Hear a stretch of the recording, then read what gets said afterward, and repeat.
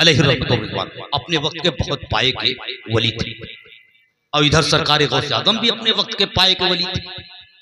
लेकिन दोनों में से एक यानी शेख अब्दुल रहमान तफसून जी सैयदना शेख अब्दुल कादिर जिलानी से वाकफियत नहीं रखते थे। हालांकि ये विलायत जो मिली थी शेख अब्दुल रहमान तफसून जी को, ये सरकार गौसे आज़म की निस्बत से मिली थी, उनकी ये आता थी। गौर से समाप्त कीजिए। शेख अब्दुल रहमान तफसून जी अलैहि रहमतुर रिज़वान खिताब फरमा रहे हैं। खिताब के दरमियान उन्होंने क्या कहा, बहुत अजीब और गरीब बात है, बड़े गौर से सुनिए। सरकार गौसे आज़म की एक मुरीद शेख सैयद अली इब्ने हयती अलैहि रहमतुर रिज़वान भी उस महफिल में थे। अब जैसे शेख अब्दुल रहमान तफसून जी अपना खिताब शुरू करते हैं तो शेख अब्दुल रहमान तफसून जी ने क्या कहा कि मैं तमाम वलियों में इस तरह से मकाम रखता हूं जैसे सारस परिंदा तमाम परिंदों, जैसे सारस परिंदा तमाम परिंदों में कल कुर्किये बैनत तयूर, यानी मैं तमाम औलिया किराम में वो मकाम रखता हूं जैसे सारस परिंदा तमाम परिंदों में। इतना कहना था कि आपके एक मुरीद बावफा यानी सैयदना शेख अब्दुल कादिर जिलानी रज़ी अल्लाह तआला अन्हु के एक मुरीद शेख सैयद अली इब्ने हयती अलैहि रहमतुर रिज़वान वहीं पर बैठे हुए हैं, खड़े हो जाते हैं, जलाल में आ जाते हैं, कहते हैं ए शेख अब्दुल रहमान तफसून जी ऐसी बात मत करो, सैयदना शेख अब्दुल कादिर जिलानी की बात मत करो, बल्कि सैयदना शेख अब्दुल कादिर जिलानी के अदना गुलाम से मुकाबला करके बताओ। इतना कहना था कि शेख अब्दुल रहमान तफसून जी के जो मुरीदीन थे उनको ये बात खराब लगी और वो उठ खड़े हुए और सोचा कि इनको दलील और रुसवा कर दे। तो सैयदना शेख अब्दुल रहमान तफसून जी अलैहि रहमतुर रिज़वान ने कहा हरगिज़ इस शख्स को हाथ मत लगाना, मैं देख रहा हूं कि इसके रोए रोए से नूरानी किरणें फूट रही हैं। तो शेख अब्दुल रहमान तफसून जी ने कहा किसके मुरीद हो, गौर कीजिएगा, किसके मुरीद हो? कहा देख नहीं रहे हो कि मेरे रोए रोए से नूरानी किरणें फूट रही हैं, अभी भी पूछ रहे हो? मैं सैयदना शेख अब्दुल कादिर जिलानी रज़ी अल्लाह तआला अन्हु का मुरीद हो। कहा ये कौन है? कहा ये कौन? अरे कहा हम तो रब्बे कायनात की बारगाह में हम जुमला औलिया इकराम जाते हैं तो रास्ते में कभी सैयदना शेख अब्दुल कादिर जिलानी से मुलाकात नहीं, कभी सैयदना शेख अब्दुल कादिर जिलानी से मुलाकात नहीं हुई। कैसे वली है भाई? हम लोग तो तमाम औलिया कराम जाते हैं, हम लोग एक दूसरे को पहचानते हैं, अल्लाह की बारगाह में हाजिरी देते हैं। वो कौन से वली है कि जो कभी मुझसे मुलाकात नहीं? मेरे प्यारे मुसलमान, शेख अब्दुल रहमान तफसून जी ने अपने 2 मुरीदों को भेजा, जा करके पूछ के आओ सैयदना शेख अब्दुल कादिर जिलानी से कि हम लोग तो जाते हैं रब्बे कायनात की बारगाह में, तमाम औलिया इकराम से मुलाकात होती है, आप कब जाते हैं, कहाँ जाते हैं? कभी मुलाकात नहीं होती। जा करके पूछो और उनसे ये पूछो कि वो हैं कौन, कैसे उनको विलायत नसीब हुई। मेरे प्यारे मुसलमानों, जैसे शेख अब्दुल रहमान तफसून जी अलैहि रहमतुर रिज़वान अपने 2 मुरीदों को भेजते हैं तो इधर सरकार गौसे आज़म को पता लग जाता है।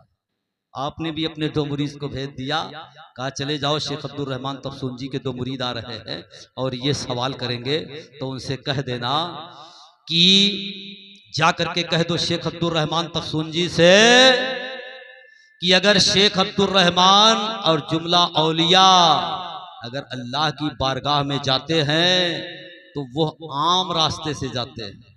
किस रास्ते से जाते हैं? आम रास्ते से जाते हैं। और शेख अब्दुल कादिर जिलानी अगर जाता है तो खास रास्ते से जाता है। कैसे मुलाकात होगी? और उनसे ये भी कह देना ए शेख अब्दुल रहमान तफसून जी, वो तारीख याद करो, वो दिन याद करो, वो वक्त याद करो। अगर उस वक्त में तुम्हें विलायत मिली है तो किसी और की अता नहीं है, सैयदना शेख अब्दुल कादिर जिलानी की अता है। मैंने उसे विलायत अता किया है, मुअज़्ज़ज़ मिल्लत इस्लामिया। अब जब जो है दोनों तरफ के मुरीदीन से मुलाकात होती है, सवालो जवाब होता है, और जब ये जवाब सैयदना शेख अब्दुल रहमान तफसून जी तक पहुंचता है, तो जब शेख अब्दुल रहमान तफसून जी इस बात को सुनते हैं तो एकदम कांपने लगते हैं, और कांप करके वहीं से कहते हैं, हुजूर मैंने आपको पहचाना नहीं, हुजूर मैंने आपको पहचाना नहीं कि आप ही ने मुझे विलायत अता किया है।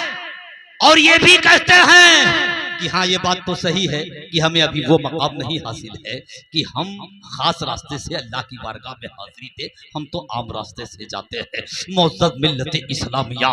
तो पता चला कि सैयदना शेख अब्दुल कादिर जिलानी की जात को कहते हैं मेरे गौस का वो पावर है जिसे चाहें जिस वक्त चाहें वली बना दे, और जिसे चाहें उसको विलायत से माजूल कर दे, जिसे चाहें उसको गौसियत के मंजिल पर फाइज कर दे, जिसे चाहें उसे कुतुबियत की मंजिल पर फाइज कर दे, जिसे चाहें उसे खाजगियत के मंजिल पर फाइज कर दे, जिसे चाहें उसे कुतुबियत के मंजिल पर फाइज कर दे, जिसे चाहें उसे विलायत की मंजिल पर फाइज कर दे। मेरे सरकार गौसे आजम को ये पावर है, जब चाहें जिसे वली बना दे और जब चाहें जिसकी वलायत को सल्ब कर ले।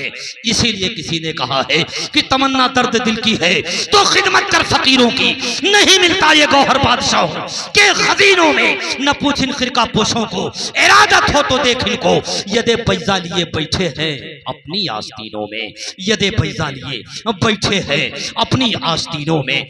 बड़ी माजरत के साथ एक छोटी सी बात आप हजरात और समाप्त फरमा ले कि सरकारे गौसे आजम रज़ी अल्लाह ताला अन्हु की ज़ाते बाबरकात किस तरह की है, हम क्यों दुआ में पढ़ते हैं या गौस अल मदद, या गौस अल मदद, ये गौस मदद कीजिए, ये गौस मदद कीजिए। लोग कहते हैं जो मुखालिफिन है कि ये शिर्क है, क्यों गौस से मदद मांगते हो? तो जरा सा ये वाकया समाप्त कीजिए।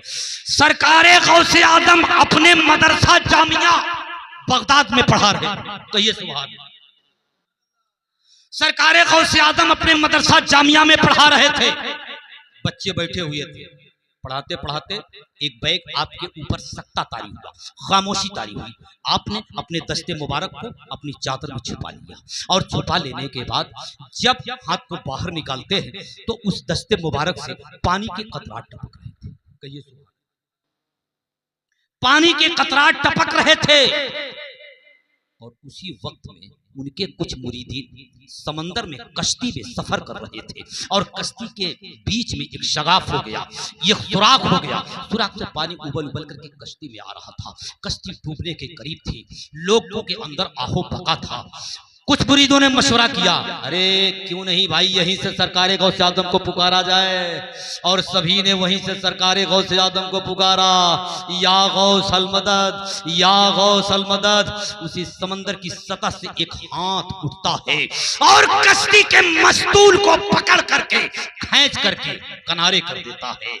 और जब वो काफिला जो समंदर में गया था, जिसके साथ इस तरह का वाकया पेश आया था, जब वो सरकारे गौसे आजम की बारगाह में आया और जब लोग बताने लगे तो ठीक वही वक्त था, वहां पढ़ने वाले लड़के बताने लगे, अरे ठीक यही वक्त था कि सरकारे गौसे आजम ने सरकारे गौसे आजम पर सख्ता तारी हुआ, और सख्ता तारी होने के बाद सरकारे गौसे आजम ने अपने हाथ को अपने चादर में छुपाया, और जब निकाला तो उससे पानी के कतराट टपक रहे थे। तब लोगों को समझ में आ गया कि हजरत यही जामिया, अपने जामिया में पढ़ाने के वक्त, अपने जामिया निजामिया में पढ़ाने के वक्त ही यही से डूबती हुई कश्ती को संभालते हैं, डूबती हुई कश्ती को साहिल याफ्ता करते हैं। तो पता चला जो अपने मदरसा जामिया निजामिया में बैठ करके डूबी हुई कश्ती को संभाल दे, हम उस जात को अब्दुल कादिर जिलानी कहते हैं, हम उस जात को मुहीउद्दीन सुभानी कहते हैं। इसीलिए हम दुआ में पढ़ते हैं गौसे आजम बमने बेसरो सामा मद दे, गौसे आजम बमने बेसरो सामा मद दे, किबले दी मद दे, काबे ईमा मद दे। वाह क्या मर्तबा ऐ गौसे वाला तेरा, ऊंचे ऊंचों के सरों से कदम आला तेरा, सर भला क्या कोई जाने कि है कैसा तेरा। औलिया मिलते हैं आंखें वो है तलवा तेरा, और तेरे दरबार में लाता है रजा उसको शफी जो मेरा गौस है वो लाडला बेटा तेरा। तेरे गुलामों का